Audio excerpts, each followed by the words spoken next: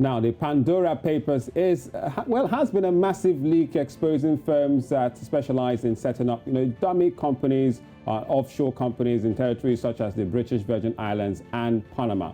Now, the leaked documents have allowed journalists from all over the world to lift the corporate veil and reveal the companies and their owners.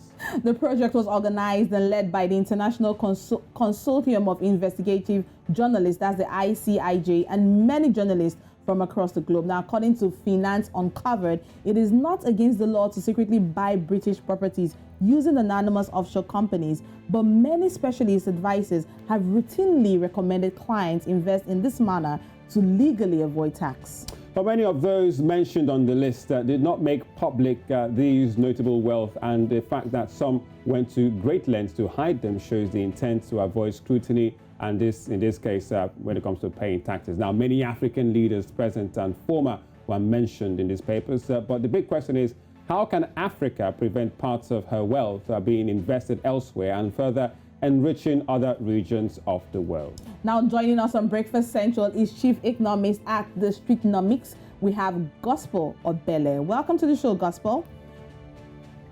Yes, good morning, and thank you for having me. Good morning, Gospel. So it was Pandora Papers, or perhaps the opening of, as they say, Pandora's box with Luxembourg's leaks, Panama Papers and others. New legislation were enacted in Europe to guard against this capital flight amongst themselves. Now, do you see Africa doing any of the same to prevent such in the future? Not at the moment, because even our structures are designed to enable for more capital flight in the sense.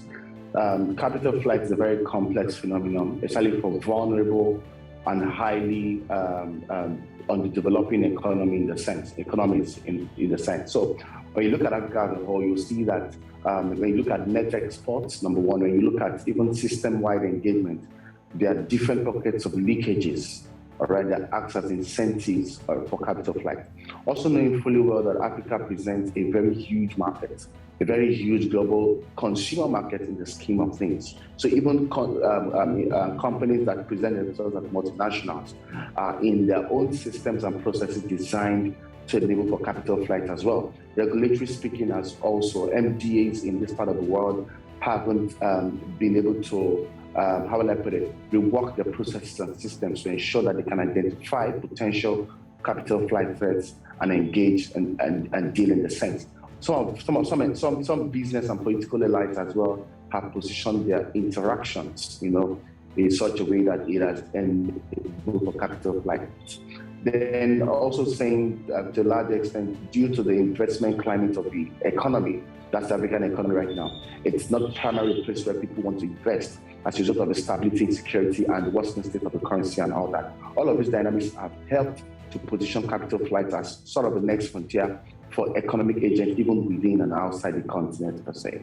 Right. Now, Gospel, are you saying that it is illegal or not illegal to use or to enjoy or benefit from this tax haven?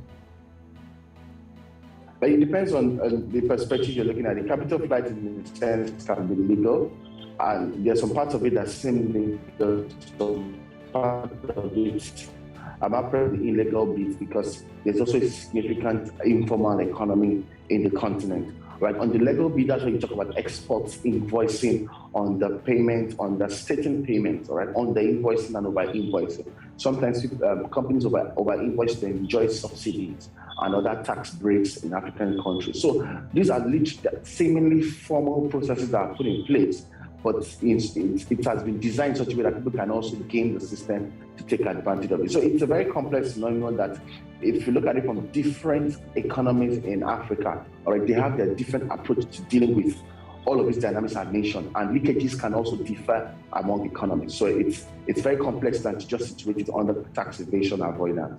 All right, avoidance or evasion.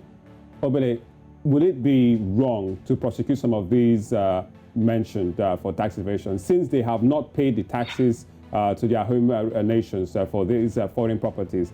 In fact, are there even laws that can, aid the prosecution of these?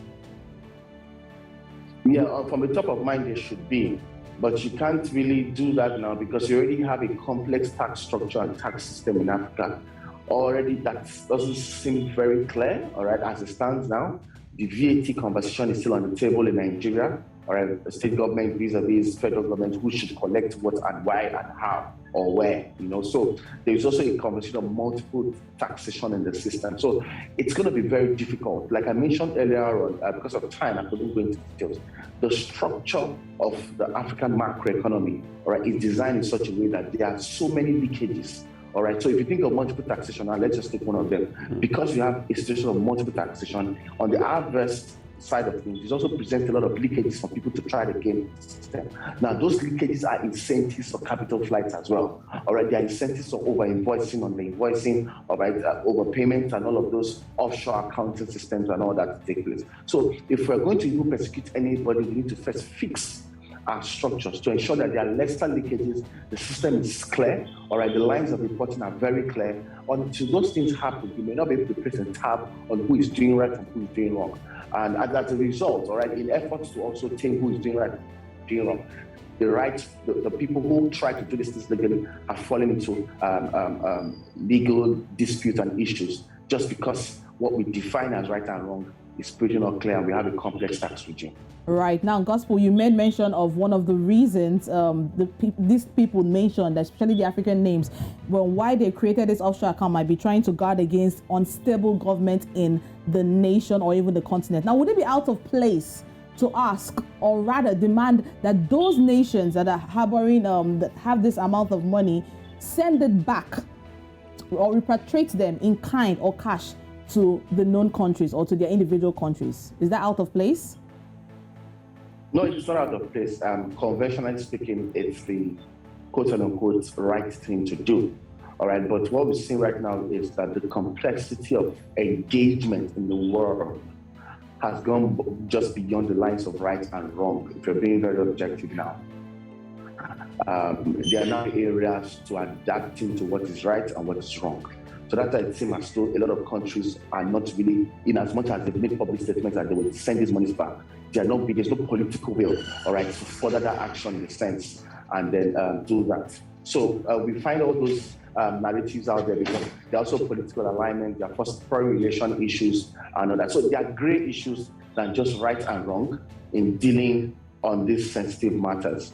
And we also have conversations around countries where you have a huge capital flight uptake, like Africa, are strongly dependent on these advanced countries in the sense. So even if you're going to ask for something, there are conditions for them to give it to you as well. So it's a very intricate issue beyond just right and wrong or expected. All right, just before we let you go, since the revelation of this Pandora papers, looks like all hell has broken loose. Now, let's look at the fallout of it. Is it possible that any of all these leaders mentioned, because the names are plenty, different African countries and even wealthy business people and people in government, do you see them perhaps facing a backlash or perhaps resigning from their roles as a fallout of all of these revelations from Pandora? Well, from a value perspective, we don't see that happening because over time, again, there have been allegations here and there, but nothing happens. And that's because when you take the game at a very high level, it gets complex. All right, of course, at the mercy of other things that those monies could have been used for. So, for instance, now, if you try over $800 billion, all right, has been in that capital flight process between 2000 and 2015 in Africa, from Africa as a continent.